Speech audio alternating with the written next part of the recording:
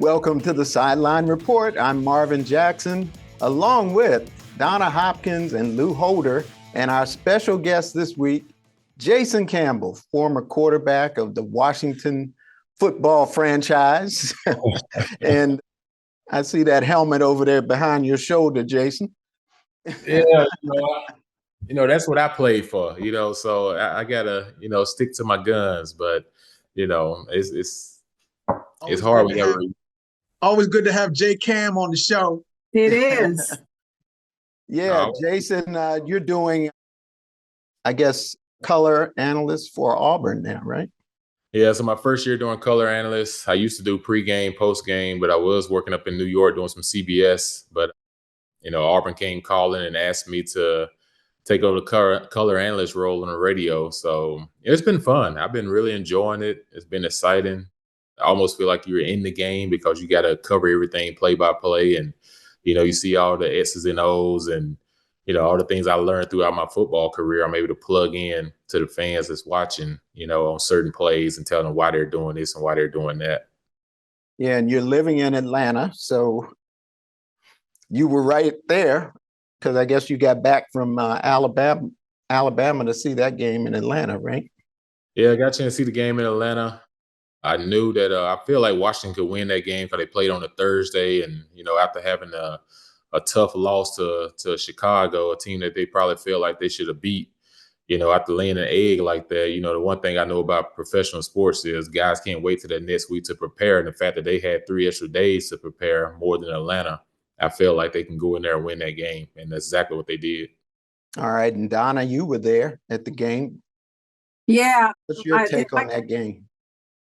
Yeah, like Jason said, that this is a game that they literally had to win after laying that egg, as he said, the rotten egg against the Chicago Bears. But, looking at that game, it was an ugly win. And they've got to clean up so many things on the offensive side of the ball and defensive side of the ball moving forward. You look at the offensive line, giving up 34 sacks on the year 5 on Sunday. And the defense played much better. They can never put together a game where everybody is clicking on all cylinders. Either the defense plays well, offense, and they play well enough to beat the Falcons. But moving forward, when you look at that schedule, they've got to be much better as a whole team. But I was glad to see Jamison Crowder on special teams almost run one back to the house, 61 yards, just ran out of gas at the end, and he was kicking himself. But this team must be better moving forward. Yeah, I was just going to say, Lou, talk about that. That was a big play in that game. Yeah, it was a big play. But something Donna said that I kind of, but since we have Jason here, I kind of want to delve into it because, yes, there were some sacks, but I still think that Sam Howell is responsible for a lot of those sacks. I know that when Jason was here, there was ways he was getting around. He's being sacked a lot. Some of that is the offensive line, but some of it's still with this sample size that we're figuring out. He's only really had one bad statistical game, which is against Buffalo. But what we have seen from Sam Howell this entire season is he's taking sacks that he doesn't really need to take. And I really, really wanted to talk about that because I agree with Donna. It was an ugly game. And they did come out on the winning side. I'll get to, some other stuff that I saw there. But the first thing I want to talk about is Sam Howell is taking too many hits. And I feel that he's still not getting that ball out enough time. And I think it's just going to end up being one of the, because he took a lot of hits in college as well. And it's like a systemic thing with him that I'm just concerned that he's taking too many sacks from his own doing and not the offensive line. Jason? Yeah, most definitely. I agree with that. Some of those sacks are on him. And, as an offensive lineman, you talk to Chris Samuels and some of those guys, they don't like to see on film where they blocking a guy for 2-3 seconds and, you get a sack that's put on them because you decided to hold the ball, trying to wait for something to get open. Sometimes young quarterbacks get caught in a situation where someone is already open, but they want to wait for a bigger play to become open. And you end up taking a sack instead of just taking what the defense give you, just get the ball out of your hands, pick up the 5, 7, 8 yards, and don't always try to wait for the 25 to 30 yarder to come open because now you can be in a 2nd and 15, 2nd and 16 situation rather than a 2nd and 3. And, so it's just knowing the game. And then a lot of it, Lou, a lot of these guys won't say it out loud, but they're more worried about their completion percentage. And they feel like if I get in a situation and I got to throw the ball away and I'm throwing the ball away here and there, the next thing you know, I look up, my completion percentage is dropping, and people judge you off your completion percentage, off your QBR and all those type of things they get caught up into when it comes around, but they won't say it out loud. But sometimes it's because they're take a sack rather than mess up their completion percentage. And they shouldn't be Hey, worrying. Marvin, Jace, I want you to even elaborate more on that, because what I saw from Sam, 5 of those sacks that he got, at least 4 was on him, like Lou said. And what I saw was, instead of him, he stepped right up into the defensive guy, and got sacked. On 4 of those plays, he was stepping right into the path of the defensive lineman and not scrambling. What's going on right there? Is he not seeing the field? Or is he just got nervous feet at that moment because he stepped into 4 of those sacks and took them himself? Yeah, anytime you see a quarterback kind of stepping into sacks, that means he's kind of like unsure where someone's supposed to be, within the play. Like he's uncomfortable with the play. Anytime you see a quarterback also in the pocket and his feet is not settled, that means he's kind of unsure about, is this person supposed to be where they're supposed to be? Or am I sure that he's supposed to be in that position? So a lot of it is you will find a quarterback getting into what we call a guessing game, where I'm guessing my guy's supposed to be here, but I'm not 100% sure that he's going to be there. And when you get in those situations, you become it's like seeing a deer in the headlights. All of a sudden you become like, uh-oh, what's next? Because you should immediately come off your number 1 and try to find your number 2 just to get the ball out of your hands, like I said, and just keep the offense on schedule. And those are the type of things he's going to have to get better at, because the older you get and the more you play in this league, people build a book on you. And once they get a book on you, they start to learn your tendencies and start to learn like how to attack you. Like, with Jalen Hurts, I was reading something the other day where he's like 3-7 or 3-8 when he play against team that produces a lot of pressure. So now that book starts to come out. So now he'll start seeing more pressure. Teams put more pressure from blitzes. Same thing with Howell. People are going to start seeing, okay, he's a guy that if you can get him up the field, he doesn't look to get out of the pocket all the time. His best attribute is he wants to find something inside and try to escape. And if you just close those gaps off and you keep him inside the pocket, and I think a lot of it too is he's not a tall quarterback. And he can't see over that front offensive line like that. And I think sometimes he get caught because he can't see what's happening in front of him and end up taking a sack. Jason, what do you do during the week to work on that for a quarterback? Yeah, for him, he may have to just, take a little extra step back in his shotgun.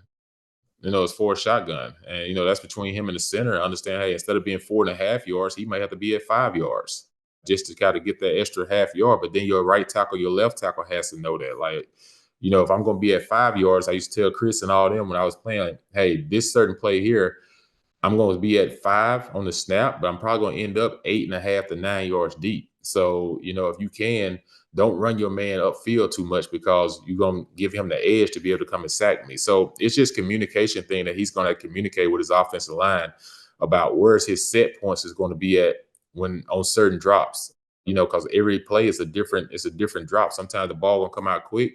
You just tell your lineman, hey, set quick on this one. The ball got to come out.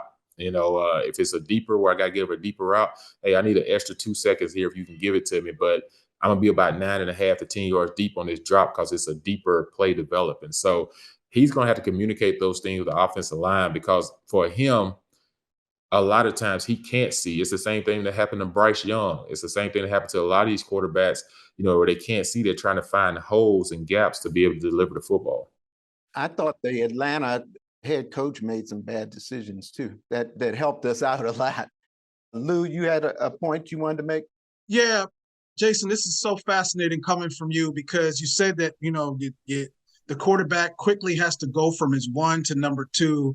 I think I can speak for all of us that I'm really, really surprised at the drop-off of Jahan Dotson this year. I thought in the second year that this guy, when he was playing with Taylor Heineke and Carson Wentz, it seemed like, this guy's star was getting ready to rise. And in the first 5 games, I just see that number 2 option or whatever. Can you kind of take us through what's happening with Jahan Dotson and his in his maturation and development, because it's just astounding to me that he's not being called, he's not being looked at, he's dropping balls. It's just not something that I expect. Well, you think about it like in his situation, I think it's a confidence thing, where either he's feel like he's not getting targeted enough in the game Yeah. plans early in the week. So then he feels like he's not engaged once the game time comes because he doesn't feel like he's part of the game plan. And I think they have to do a better job from a scheme standpoint of getting him some early touches in games so he feel like he's a part of it. Because the kid has exceptional speed. He can run. He can kind of take the top off of defense and everything. And he's a guy for me. I would bring a lot of motion. Everyone remember Hartman that played at Kansas City. When Hartman was with Kansas City, they brought him in a lot of motions and ran him on a bunch of deep over routes, and they'll hit him on a deep post, or they hit him on those crossing routes. Where a guy like that may not be as good coming off the line of scrimmage in a standstill because you may have a bigger corner or a bigger nickel guy that's playing him, so he's able to jam him a little more off the line if he's in a standstill. But if you can get him coming in motion and get him hitting him on the run sometimes, I think that's where you can utilize his speed and create open space for him and give him opportunities. But he's one of those guys, when you're a featured guy coming out of college and you're used to catching balls and you're used to being part of the game plan, and then all of a sudden you're in the NFL and now you feel like, maybe the game plan tailored favors Terry McLaurin, or maybe it favors more of, the running game, or however you feel. If you don't feel like you're a big part of it, and especially early in games, a young receiver can find themselves kind of just taking a back seat and losing confidence. But Jason, when you look at the receivers overall, Terry and Samuels, all of those guys, even Dotson, they really haven't been in the trenches of getting the numbers that we expected them to get. So the drop-off has really, because Terry, to me, hasn't even got out the gates good. And I look back at Sam probably being that it's a little bit probably on him more so. And then it's the blocking from the offensive line that hasn't given them a good measure of flowing within the offense yet. And because they go to the tight end a lot, Logan Thomas is targeted a lot. So I haven't seen the receivers have a breakout, all of them yet, in the trenches of this offense. And maybe they're still grasping it. And maybe Eric Bieniemy is still trying to work through these areas with the offensive line, with Sam and all of them, to get everything going again. And, with the running game, they only had 72 yards on 22 carries. That was a little better, but we really haven't seen the offense explode with the weapons that they got this season yet.